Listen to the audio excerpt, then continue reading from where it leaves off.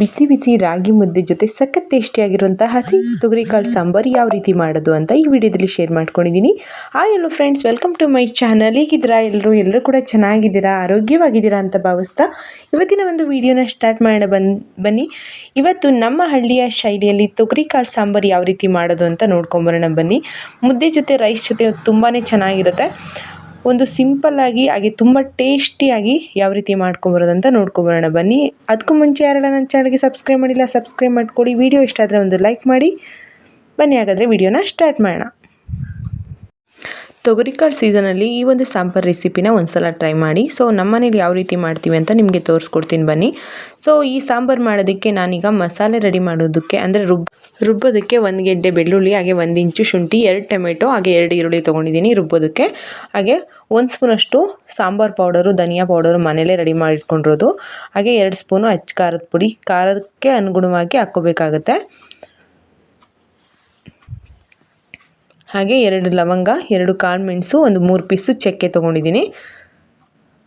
ಈ ಮಸಾಲೆನ ಫ್ರೈ ಮಾಡಬೇಕಾದ್ರೂ ಹಾಕ್ಕೊಬೋದು, ಇಲ್ಲಾಂದರೆ ನಾವು ಡೈರೆಕ್ಟಾಗಿ ಮಿಕ್ಸಿ ಜಾರ್ಗೆ ಹಾಕ್ಕೊಬೋದು. ಕೆಲವೊಬ್ಬರು ಫ್ರೈ ಮಾಡಿ ಹಾಕ್ಕೊತಾರೆ, ಫ್ರೈ ಮಾಡಿದ್ರೂ ಚೆನ್ನಾಗುತ್ತೆ. ಸೊ ಹಾಗೆ ಕೂಡ ಮಾಡಿಕೊಂಡ್ರು ಅರ್ಜೆಂಟಿಗೆ ಈ ಥರ ಸಿಂಪಲ್ಲಾಗಿ ಮಾಡ್ಕೊಬೋದು. ಈಗ ಒಂದು ಮಿಕ್ಸಿ ಜಾರ್ಗೆ ಧನಿಯಾ ಪೌಡರು ಹಾಗೆ ಅಚ್ಚ ಖಾರದ ಪುಡಿ ಸೇರಿಸಿದ್ದೀನಿ. ಹಾಗೆ ಚಕ್ಕೆ, ಲವಂಗ ಮತ್ತು 2 ಕಾಳು ಮೆಣಸನ್ನ ಸೇರಿಸಿದ್ದೀನಿ. ಈಗ ಶುಂಠಿ ಹಾಗೆ ಬೆಳ್ಳುಳ್ಳಿನ ಸೇರಿಸಿದ್ದೀನಿ.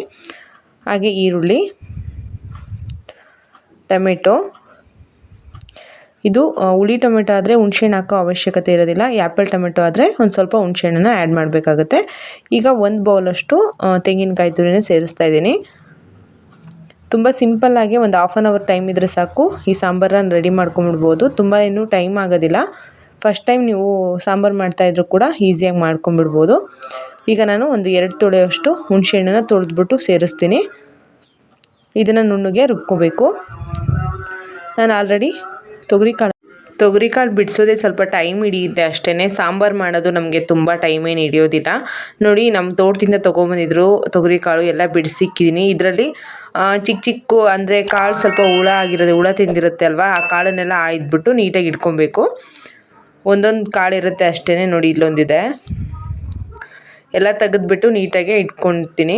ಸೊ ತೊಗರಿಕಾಳು ಸಾರು ತುಂಬ ಚೆನ್ನಾಗಿರುತ್ತೆ. ಈಗ ಸಾಂಬಾರಿಗೆ ಒಗ್ಗರಣೆ ಕೊಡೋಣ ಬನ್ನಿ. ಈಗ ಕುಕ್ಕರಲ್ಲಿ ಕೂಡ ಮಾಡ್ಕೊಬೋದು, ಓಪನ್ ಪಾತ್ರೆಯಲ್ಲಿ ಕೂಡ ಮಾಡ್ಕೊಬೋದು. ಸೊ ಅದಕ್ಕೆ ನಾನು 2 ಸ್ಪೂನಷ್ಟು ಎಣ್ಣೆ ಸೇರಿಸ್ತಾ ಇದ್ದೀನಿ.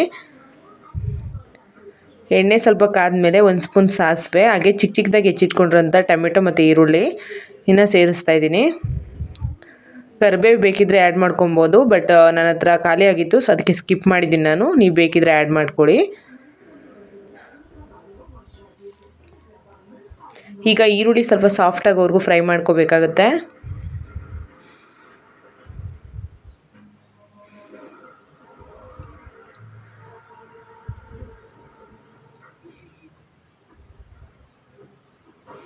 ಚೆನ್ನಾಗಿ ಈರುಳ್ಳಿ ಸಾಫ್ಟ್ ಆಗಬೇಕು ಎಣ್ಣೆಲಿ. 1 ನಿಮಿಷ ಫ್ರೈ ಮಾಡಿಕೊಂಡ್ರೆ ಸಾಕಾಗುತ್ತೆ. ಸ್ವಲ್ಪ ಕಲರ್ ಚೇಂಜ್ ಆದರೆ, ಅದು ಸಾಫ್ಟ್ ಆದರೆ ಗೊತ್ತಾಗುತ್ತೆ. ಆವಾಗ ನಾನು ಚಿಕ್ಕದಾಗಿ ಹೆಚ್ಚಿಟ್ಕೊಂಡಿರೋಂಥ ಟೊಮೆಟೊನ ಆ್ಯಡ್ ಮಾಡ್ತಾಯಿದ್ದೀನಿ. ನಾನು ಮಾಡ್ತಿರೋ ನಾವು ಮಾರ್ನಿಂಗ್ ಸಾಂಬಾರು ಮಾಡಿದ್ರೆ 2 ಟೈಮ್ ಆಗುತ್ತೆ, ಒಂದು 6ರಿಂದ 7 ಜನಕ್ಕೆ. ಈಗ ಟೊಮೆಟೊನ ಹಾಕ್ಬಿಟ್ಟು ಸ್ವಲ್ಪ ಸಾಫ್ಟ್ ಆಗೋ ರೀತಿ ಫ್ರೈ ಮಾಡ್ಕೋಬೇಕು.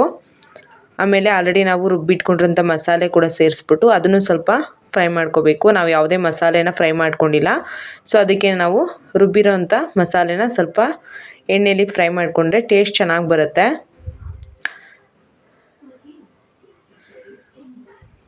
ನೋಡಿ, ಎಷ್ಟು ಕಲರ್ಫುಲ್ಲಾಗಿ ಕಾಣಿಸ್ತಾ ಇದೆ ಅಲ್ವಾ ಮಸಾಲೆ. ಈಗ ಇದನ್ನು ಕೂಡ ಸ್ವಲ್ಪ ಫ್ರೈ ಮಾಡಿಕೊಂಡು ನಾವು ಆಲ್ರೆಡಿ ಬಿಡಿಸಿಟ್ಕೊಂಡಿರೋ ತೊಗರಿಕಾಳನ್ನ ಇದಕ್ಕೆ ಸೇರಿಸ್ಬಿಟ್ಟು ಒಂದು ಸಲ ಮಿಕ್ಸ್ ಮಾಡ್ಕೊಳ್ಳೋಣ.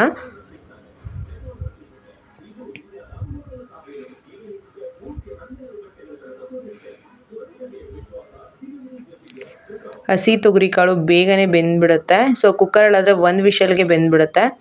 ಓಪನ್ ಪಾತ್ರೆಯಲ್ಲಾದರೆ ಒಂದು 20 ನಿಮಿಷ ಆಗುತ್ತೆ, 20-25 ನಿಮಿಷ ಬೇಯಿಸ್ಬೇಕಾಗತ್ತೆ. ಈಗ ಒಂದು ಸಲ ನೀಟಾಗಿ ಮಿಕ್ಸ್ ಮಾಡಿಕೊಂಡು ಸಾಂಬಾರು ತಿಕ್ನೆಸ್ ನೋಡಿಕೊಂಡು ನಾವು ನೀರನ್ನ ಆ್ಯಡ್ ಮಾಡ್ಕೋಬೇಕಾಗತ್ತೆ.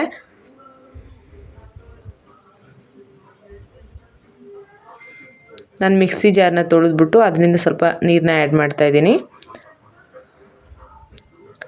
ತುಂಬ ತೆಳುವಾಗಿ ಮಾಡ್ಕೊಬಾರ್ದು, ತುಂಬಾ ಗಟ್ಟಿಯಾಗಿರಬಾರ್ದು, ಮೀಡಿಯಮ್ಮಾಗೆ ನಾವು ನೀರು ಹಾಕ್ಕೋಬೇಕಾಗುತ್ತೆ. ತುಂಬ ನೀರು ಹಾಕ್ಬಿಟ್ರೆ ಸಾಂಬಾರು ಟೇಸ್ಟೇ ಹೋಗ್ಬಿಡುತ್ತೆ.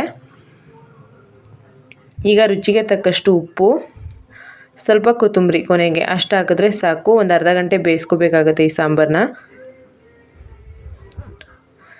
ನೀವು ಫಸ್ಟ್ ಟೈಮ್ ಸಾಂಬಾರು ಮಾಡ್ತಿದ್ರು ಕೂಡ ತುಂಬಾ ಟೇಸ್ಟಿಯಾಗಿ ಬರುತ್ತೆ. ಒಂದು ಸಲ ಟ್ರೈ ಮಾಡಿ ನೋಡಿ ಈ ಥರ ಮೆಥಡಲ್ಲಿ.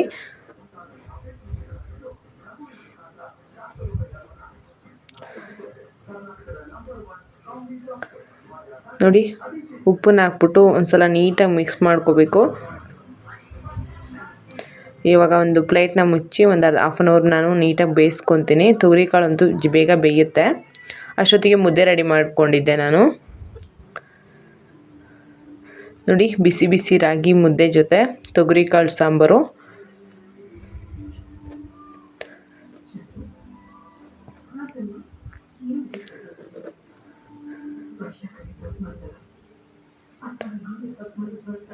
ಸೌತೆಕಾಯಿ ಹಾಗೆ ತೊಗರಿಕಾಳು ಸಾಂಬಾರು ಹಾಗೆ ಬಿಸಿ ಬಿಸಿ ರಾಗಿ ಮುದ್ದೆ ಕಾಂಬಿನೇಷನ್ ತುಂಬ ಚೆನ್ನಾಗಿರುತ್ತೆ. ಒಂದು ಸಲ ಟ್ರೈ ಮಾಡಿ ನೋಡಿ.